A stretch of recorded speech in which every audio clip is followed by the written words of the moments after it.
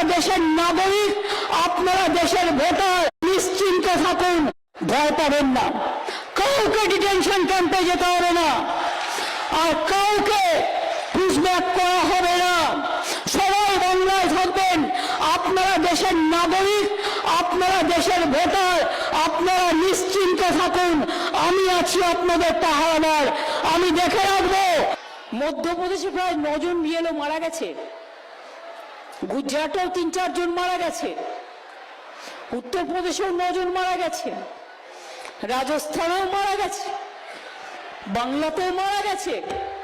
বাংলায় আমার 39 জন মারা গেছে এসআইআর এর জন্য, আর 13 জন হাসপাতালে আছে, মৃত্যুর সাথে লড়াই করছে, আর 3 জন সুইসাইড কমিট করতে গেছিল সিরিয়াস অবস্থায়, তারা হসপিটালে ভর্তি আছে। এত তাড়াহুড়ো করার কি দরকার ছিল? তুমি জানো সামনে ইলেকশন, উন্নয়নের কাজ বন্ধ করে 6 মাস আগে থেকে রাজ্য সরকারের ক্ষমতা দখল করার জন্য, যাতে ডেভেলপমেন্টের কাজ না হয়, উন্নয়নের কাজ না হয়, মানুষ পরিষেবা না হয়, তুমি চুলকে ঘা করছো।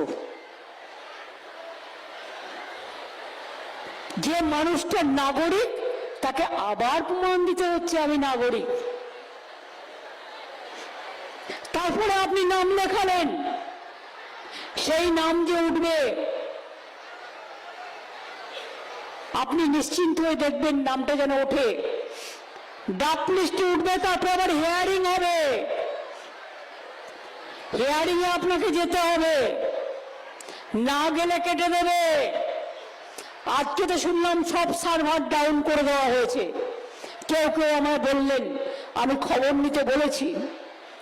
আর আমি পরিষ্কার বলে যাচ্ছি, মালদার মা ভাই বোনেরা, ভয় পাবেন না। কাউকে ডিটেনশন ক্যাম্পে যেতে হবে না, আর কাউকে পুশব্যাক করা হবে না।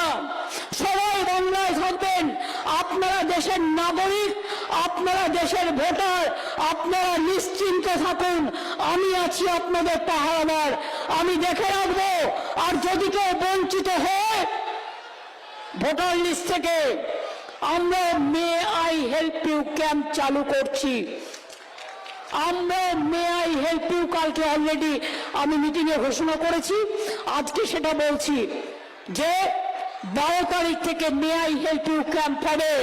ব্লকে ব্লকে যার যা প্রয়োজন, যেটা নেই সেটা সেখান থেকে করিয়ে নেবেন। আপনার কাগজপত্র থাকলে, যদি বাই চান্স শংসাপত্র অ্যাপ্লাই করেছেন পাননি, চিন্তা করবেন না, ওখান থেকে আপনি পেয়ে যাবেন।